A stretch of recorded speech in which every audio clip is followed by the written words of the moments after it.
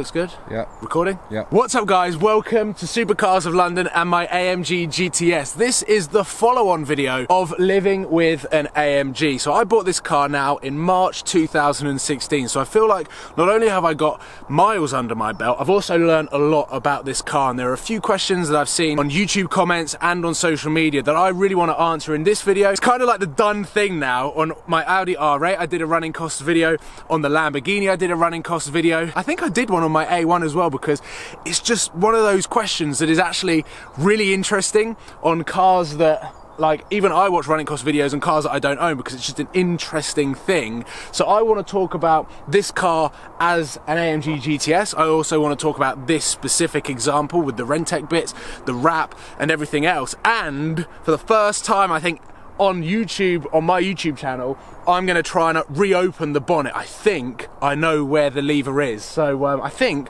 actually let's do that first week. So come and, basically the Mercedes booklet tells you that the lever is underneath the steering wheel. But what I didn't realise when I was reading the booklet is the steering wheel is on the left hand side of the car because it's built in Germany. So I think it's somewhere down here.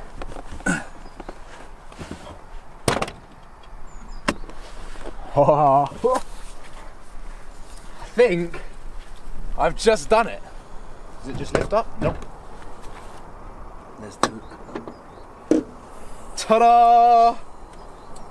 Does it just stay up? Just stays up. There is the 4-litre bi-turbo, handcrafted by Lars someone. Nice signature. And behind here, this is where the Rentec stuff begins. So we've got the downpipes, the secondary cat delete, and I think underneath here are the blow-off valves. So every time I lift off, you hear the tsh. That is right there. That's pretty cool. How cool does that look? It looks like a transformer. I'm gonna take a quick picture. It's not very professional whilst we're shooting a YouTube video, but I need to take a picture of this. Oh, it looks so cool.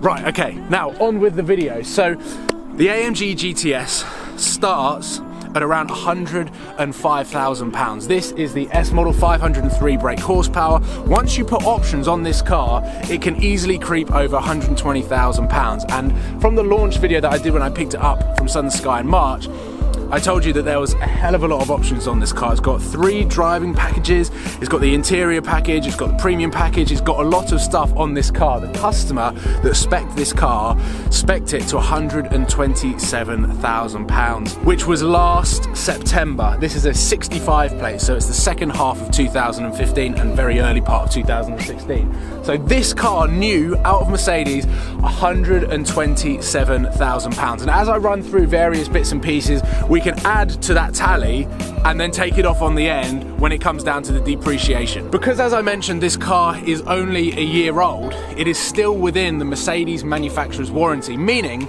that even if something went wrong with the car, I could still take it back to Mercedes and it would get repaired, it would get looked at totally free of charge, which is one of the best things about warranty on new cars, and why I wanted to go towards the Mercedes-AMG GTS and get out the Lamborghini, because the Lamborghini was out of warranty. So this car is still in warranty and there has been absolutely nothing. It has not gone back to Mercedes since I picked it up. Nothing has gone wrong.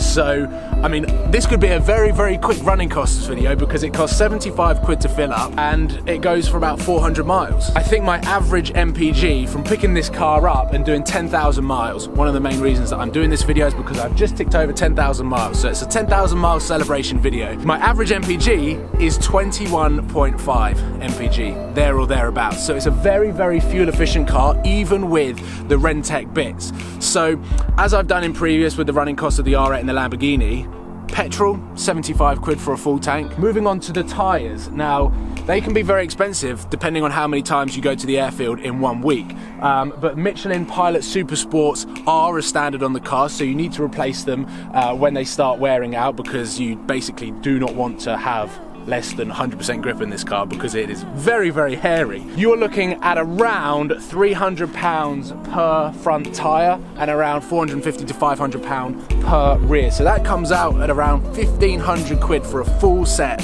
of brand new tyres. Michelin Pilot Super Sports, you kind of got to get them. The one surprise for me on this car is insurance. 4-litre bi-turbo. My insurance on the Lamborghini, which was a 5.2-litre V10, was around £2,000 for the entire year, which is a very good price. I was expecting this to be cheaper. It's not. My insurance on this car is nearly £4,000, so it's nearly double, which it literally, my brain exploded when I found that out. So even though the running costs of this car day in, day out aren't actually that expensive compared to some of its competitors and compared to the cars that I previously owned, the biggest expense comes right underneath here, the Rentec bits. Now, myself and Rentec, we had a fantastic partnership, and I got a very good deal on the Rentec upgrade. It's the R1 package, and what that means is it gives you the downpipes, it gives you the Rentec remap, it gives you the blow-off valves, and also gives you the 200 cell sports cat. So it's not decatted, it is totally legal when this car has to go through an MOT. But what it does do is it gives me 625 brake horsepower as opposed to the stock 503, and it gives me 815 Newton meters of torque. Now that is absolutely phenomenal and mind-blowing statistics in this car. So much so that it is faster than the AMG GT R that isn't out yet. So this car has got more power and more torque than the AMG GT R. Yes, I know that car is going to be a little bit more refined for the track. This is an absolute animal. And even though the prices haven't really been discussed on the AMG GT R, if you were to go to Rentec and pay full price for the R1 package, you were looking at around $9,500, which equates to around late 6,000s in British pounds. So you take this car at £127,000 from factory and you pay an extra £6,000, you can have an AMG GTR beating AMG GTS. It's a bit of a sleeper. I quite like the fact, now that I'm not going to get the body kit from Rentec, I quite like the fact that it looks quite standard, it looks quite stock, but it can pretty much finish everything off the lights on the road. It is an absolute animal and totally transforms the car from stock. Okay, one question that I feel is asked so much is the price of a wrap. Now, I go to Dub Customs to get my cars wrapped, and I'm literally about 10 minutes away at the moment. And this car has got quite a unique wrap to it. It might look matte grey underneath the grey clouds, but actually underneath this matte clear film is black chrome, which is a very expensive material to have on the car. To try and summarize wrap prices, you're looking at around 20 meters of material to cover the car and to wrap all of the bits and pieces. And then not only that, if you're looking at a standard gloss finish, it could be around £20–25 per meter. If you're looking at metallics or satins, probably looking at around £35–40 per meter. And if you're looking at chromes are like as expensive as like £90 per meter. Times that by 20, it's bloody expensive. And the thing with the fact that this is black chrome underneath, you pay for the 20 meters of black chrome, but then you also pay for 20 meters of clear satin. So you're basically buying 2 cars worth of material, and then you're basically wrapping the car twice. So this is a very special wrap, and without the help of Avery, who are manufacturers of vinyl, I wouldn't have been able to do this wrap, which is probably why you don't see it that much. Dub Customs actually priced up the material of 25 meters of black chrome and 25 meters of satin clear, and then obviously laminating them together. It would cost around £3,500 just for the material. Probably not the best example, but I'll try and put some overlay clips of what this car actually looks like in proper sunlight. Wrap-wise, you can go sort of quite cheap and get the gloss colours, which still look absolutely fantastic, and the way that the wraps of vinyls are coming along in terms of reflections, it is very good. My car was True Blood before, which was a metallic, so it was a lot cheaper than satin black chrome, but I wanted something unique, I wanted something spaceshipy that would do the Rentec upgrade justice. One more question that I want to touch upon is, every single day I reckon I'm sent around 100 messages of pictures of AMG GTSs with different types of wide body kits. Now, wide body kits look absolutely fantastic. They kind of ruin the handling and kind of ruin the livability of certain vehicles. And that's one thing that I've learned over the last 2 years, that wide body kits have become a lot more popular. I've watched a Liberty Walk Lamborghini Aventador get built. One of the coolest looking cars ever, but can you actually live with that car? It's quite difficult to do so. But I wanted to talk about what is the real cost of putting a wide body kit on an AMG GT S. So if you're looking at Pride Design, Mansory, Wald, and those sorts of manufacturers that build wide body kits for these cars, first of all, you have to cut the wheel arches. So if you want to revert this back to stock, you're going to have to go to Mercedes and buy new body panels, which is a very, very expensive activity. So straight off the bat, you're probably looking at around £4,000 to £6,000 just on extra body kits if you're going to revert it back to stock. If you're not, then you're going to be looking at around £20,000, massive ballpark figure, between £15,000 and £30,000 to get the body kit. Then you have to pay someone to actually cut that car up and then fit the body kit. So you're looking at 2 weeks worth and around £30,000 worth of investment on that car. And you're not going to see a single penny of that in appreciation. You're not adding value to the car. In fact, you're making it even more niche, that most people won't want to own a car that's already got a body kit, because if they want to revert that back to stock, it's going to have to come out of their pocket. So in my eyes, as cool as wide body kit is, and I absolutely love looking at them, I love watching them get built, I love filming them, I haven't won the lottery, so unfortunately I don't have that sort of money sitting around in a bank account. If I did, I'd probably invest it into something like property.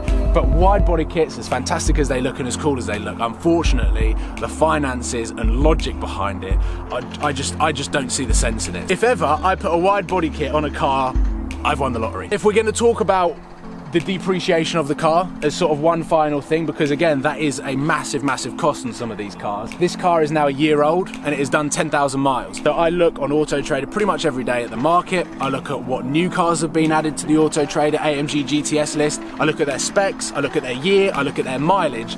And I would say this car stock, without the Rentec bit and the wrap, is probably worth around £105,000. List price was 127 when it was new. I didn't pay that because someone ordered this car, drove it for 400 miles, and actually, the story behind it, he ordered the car thinking it was four-wheel drive. He was a massive Porsche fan and a massive Porsche owner. He owned pretty much every single 911 and thought this was four-wheel drive until he drove it, realised it was two-wheel drive and sold it with 400 miles on the clock. So he lost a hell of a lot of money. So I think this car is worth around £105,000. Then you take into consideration the wrap and also the Rentec tune. I reckon this car is probably worth around £110,000, £112,000. I think it's the only one in the UK with the Rentec tune. It's definitely the only one in the UK with this wrap. So it's a unique car.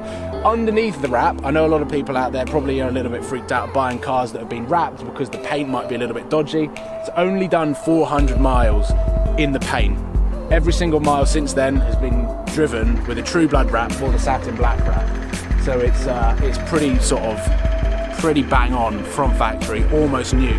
I've covered the general day-to-day, I've covered the upgrades, I've covered the wrap, I've covered what it would cost if you wanted to put a wide body kit on this car, and I've talked about the depreciation as well. And that is a sort of the best summary of running costs and how much that car costs to run every single day with the upgrade and with the wrap and the modifications and everything like that. So hopefully you've enjoyed this video and found it a little bit informative. Maybe you've learned something, and if you are looking at AMG GTSs, like, first of all, they're one of the best cars in the category, and second of all, this one behind me is definitely one of the best cars in the category. Thank you for watching, hope you've enjoyed this video, and subscribe if you haven't already, and I look forward to seeing you very soon. Let me know in the comment box on what you want to see next from the AMG GTS. What do you want me to do with that car? Thank you for watching, and I will see you soon. Cheers, guys.